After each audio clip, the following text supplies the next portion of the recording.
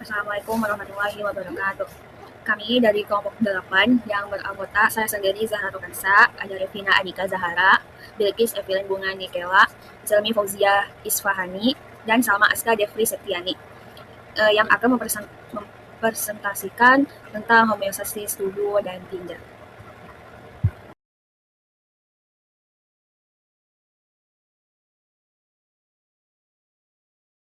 Tujuan homeostasis tubuh yaitu mempertahankan volume darah dan tekanan darah dalam batas normal. Tubuh manusia menjaga kondisi internal agar tetap stabil meskipun lingkungan terus berubah. Salah satu kondisi penting yang dipertahankan adalah homeostasis volume darah dan tekanan darah. Volume darah yang cukup diperlukan agar darah dapat mengalir ke seluruh jaringan, sedangkan tekanan darah yang stabil dibutuhkan sebagai gaya pendorong agar darah dapat mencapai organ-organ vital. Peran sistem kardiovaskular itu pertama mengatur sirkulasi darah ke seluruh tubuh. Melalui sistem ini, oksigen dari paru-paru dan nutrisi dari sistem pencernaan didistribusikan ke sel-sel tubuh. Selain itu, sistem kardiovaskular juga membantu mengangkut sisa metabolisme untuk dikeluarkan. Tekanan darah yang dihasilkan oleh kerja jantung menjadi faktor penting karena menentukan lancarnya aliran darah menuju organ, termasuk ginjal. Berikutnya, peran sistem ginjal. Itu selain fungsinya sebagai penyaringan, ginjal juga berfungsi sebagai pengatur volume cairan tubuh dan keseimbangan elektrolit seperti natrium dan kalium. Dengan mengatur jumlah air dan garam yang dikeluarkan melalui urin, ginjal secara tidak langsung ikut mengontrol volume darah dan tekanan darah. Ginjal juga menghasilkan hormon seperti renin yang berperan dalam pengaturan tekanan darah. Mengapa keduanya saling bergantung? Karena kedua sistem ini tidak dapat bekerja sendiri-sendiri, harus saling membantu. Karena ginjal sangat bergantung pada sistem kardiovaskular, karena proses filtrasi darah hanya dapat berlangsung jika terdapat tekanan perfusi yang cukup. Tekanan darah yang dihasilkan oleh jantung memungkinkan darah masuk ke glomerulus untuk disaring. Jika tekanan darah terlalu rendah, maka filtrasi ginjal akan menurun. Sebaliknya, kepada sistem kardiovaskular juga bergantung pada ginjal karena ginjal berperan menjaga volume dan komposisi darah. Oleh karena itu, keseimbangan tekanan dan volume darah dicapai melalui kerjasama erat antara sistem kardiovaskular dan sistem ginjal.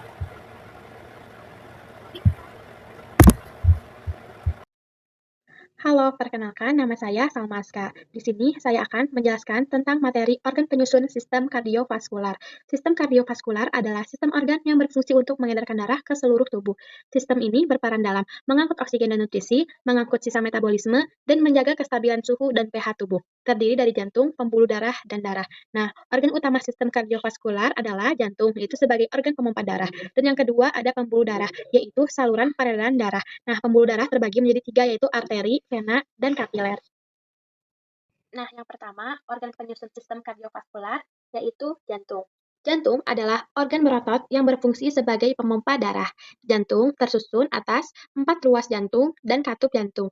Dinding-dinding jantung terdiri dari endokardium, miokardium, dan epikardium. Endokardium itu yaitu lapisan paling dalam yang melapisi ruang jantung.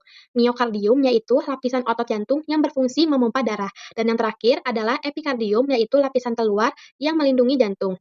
Nah, ada juga 4 ruang jantung terdiri dari atrium kanan, atrium kiri, ventrikel kanan, dan ventrikel kiri. Kalau atrium kanan yaitu menerima darah kaya karbon dioksida dari seluruh tubuh. Atrium kiri yaitu menerima darah kaya oksigen dari paru-paru. Selanjutnya, ventrikel kanan yaitu memompa darah ke paru-paru. Dan yang terakhir, ventrikel kiri yaitu memompa darah ke seluruh tubuh.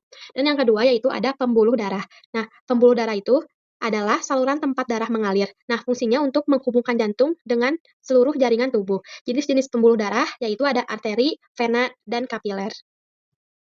Jenis pembuluh darah yang pertama yaitu arteri. Arteri membawa darah keluar dari jantung. Umumnya membawa darah kaya oksigen, kecuali arteri pulmonalis. Ciri-cirinya yaitu dindingnya tebal dan elastis. Contohnya ada aorta dan arteri pulmonalis. Yang kedua yaitu vena. Vena membawa darah menuju jantung. Umumnya membawa darah kaya karbon dioksida, kecuali vena pulmonalis. Ciri-cirinya yaitu dindingnya lebih tipis dibanding arteri dan memiliki katup untuk mencegah aliran balik darah. Contohnya yaitu ada vena cava dan vena pulmonalis.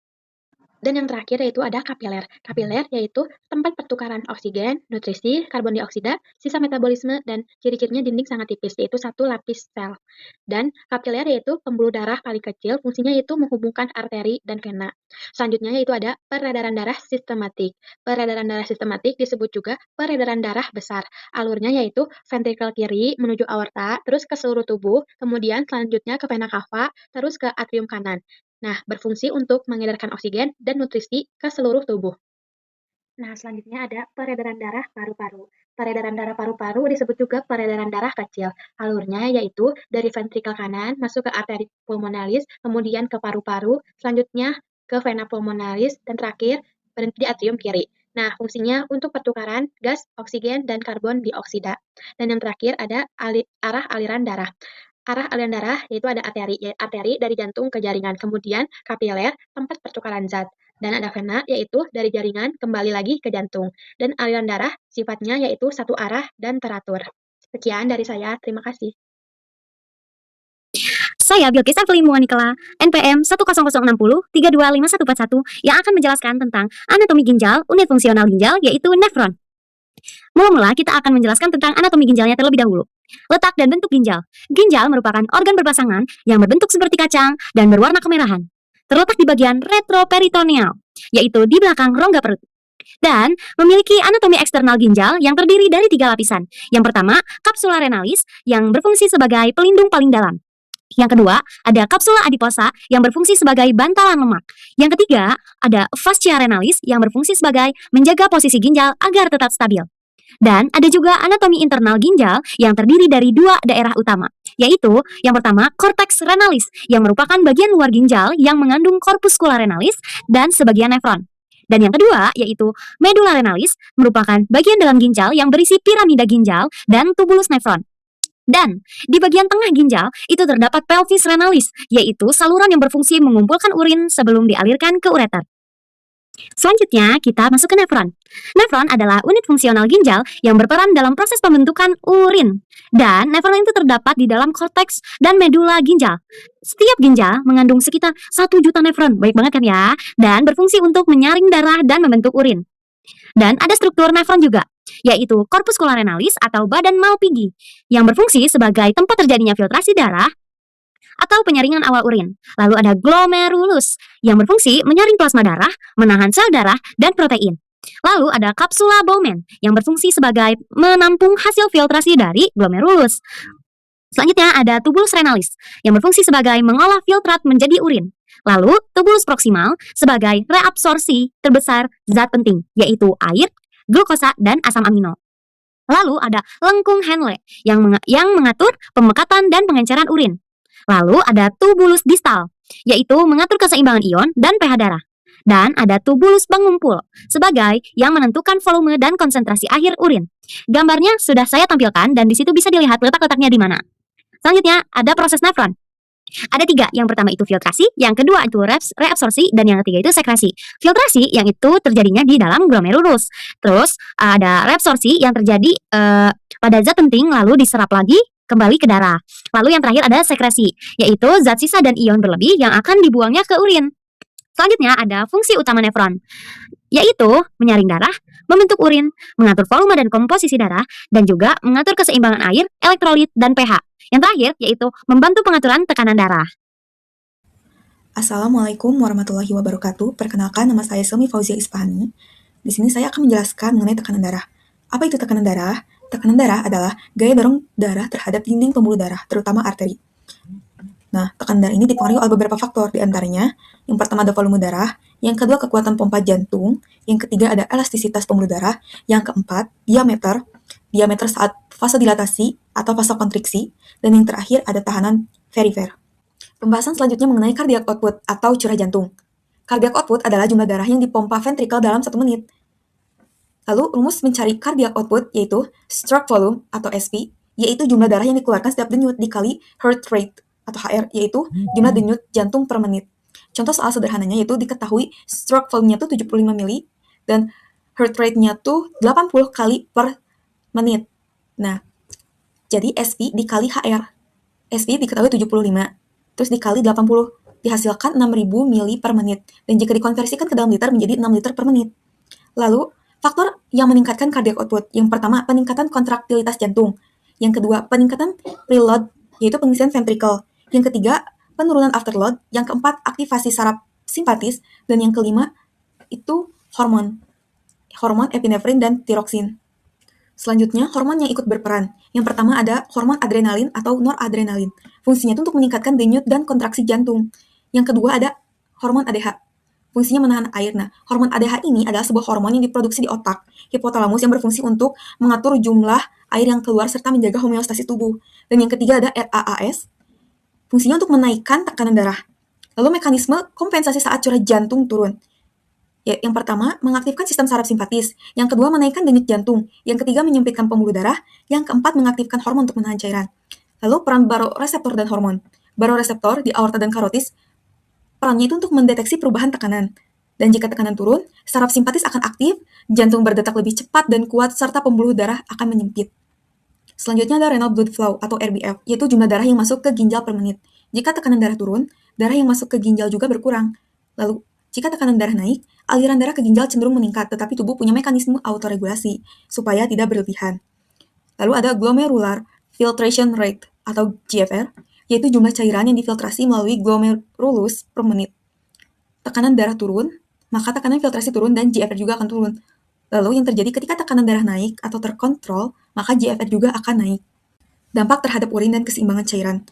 Bila tekanan darah turun, contohnya seperti dehidrasi, perdarahan, dan shock, akibatnya laju RBF, GFR akan menurun. Filtrasi akan berkurang, serta produksi urin juga menurun atau oliguria. Apa yang terjadi pada ginjal? Ginjal akan menahan air, menahan natrium, serta mengaktifkan RAAS dan ADH. Bila tekanan darah naik, pada tekanan darah yang dapat diatur, laju RBF dan GFR meningkat, ekskresi natrium meningkat, dan air ikut keluar. Apa yang terjadi pada ginjal? Ginjal akan meningkatkan laju filtrasi GFR, mensekresi natrium, serta pengeluaran air. Nah, air dikeluarkan bersama natrium untuk menjaga homeostasis tubuh. Sistem RAAS, renin, angiotensin, aldosteron. Ginjal melepaskan renin lalu terbentuk angiotensin 2 yang menyebabkan vasokonstriksi. Vasokonstriksi ini yaitu kontraksi otot polos di dinding pembuluh darah. Lalu kelenjar adrenal melepas aldosteron yang menyebabkan tubuh menahan natrium dan air, serta volume darah naik yang menyebabkan tekanan darah naik. Peran ADH pada reabsorpsi air dan osmoregulasi. Antidiuretik hormon atau ADH atau vasopresin berperan penting dalam mengatur keseimbangan cairan dan osmolaritas darah. ADH disekresikan oleh hipofisis posterior sebagai respon terhadap peningkatan osmolaritas plasma atau penurunan volume. Dan tekanan darah. Hormon ini bekerja terutama pada tubulus distal dan ductus collicutus ginjal, dengan meningkatkan permeabilitas dinding tubulus terhadap air melalui pemasangan saluran air, aquaporin. Akibatnya, reabsorpsi air meningkat, volume urin akan berkurang, dan urin menjadi lebih pekat. Mekanisme ini membantu tubuh mempertahankan volume cairan dan menjaga homeostasis tubuh. Fungsi ANP sebagai antagonis RAAS. ANP adalah hormon yang disekresikan oleh atrium jantung saat terjadi peningkatan volume darah atau peregangan dinding atrium. ANP berfungsi sebagai antagonis sistem renin, angiotensin, aldosteron dengan cara menghambat pelepasan renin, menurunkan sekresi aldosteron, dan mengurangi efek vasokonstriksi angiotensin 2. Selain itu, ANP meningkatkan ekskresi natrium dan air melalui ginjal, natriuresis dan diuresis. Efek keseluruhannya adalah penurunan volume darah dan tekanan darah, sehingga ANP berperan penting dalam mencegah kelebihan cairan dan tekanan darah yang terlalu tinggi. Oke, selanjutnya perkenalkan nama saya Revina Anika Zahara dengan NPM 1006063251558. Di sini saya akan menjelaskan bagian penutup. Di bagian ini mengenai tentang sistem kardiovaskular dan ginjal bekerja bersama dalam menjaga keseimbangan homeostasis tubuh. Jantung memompa darah ke seluruh tubuh, termasuk ke ginjal, sehingga ginjal mendapatkan aliran darah yang cukup untuk bekerja. Ginjal kemudian menyaring darah, membuang sisa metabolisme, serta mengatur volume cairan, kadar elektrolit, dan tekanan darah. Komposisi darah yang telah diatur oleh ginjal seperti kadar natrium, cairan, dan tekanan darah akan kembali mempengaruhi kerja jantung. Jika volume darah atau tekanan darah meningkat, beban kerja jantung juga meningkat. Sebaliknya, bila fungsi ginjal terganggu, keseimbangan ini rusak dan dapat menyebabkan masalah kardiovaskular. Dengan demikian, terbentuk klop umpan balik atau feedback loop antara jantung dan ginjal yang menjaga kondisi tubuh tetap stabil. Memahami hubungan kardiovaskular renal ini sangat penting dalam praktik farmasi, klinik, dan penelitian karena banyak penyakit dan terapi obat melibatkan kedua sistem tersebut. Gangguan pada salah satu sistem dapat memperburuk sistem lainnya, sehingga pendekatan terapi harus mempertimbangkan keduanya secara bersamaan. Sekian dari kelompok kami, kurang lebihnya mohon maaf. Wassalamualaikum warahmatullahi wabarakatuh.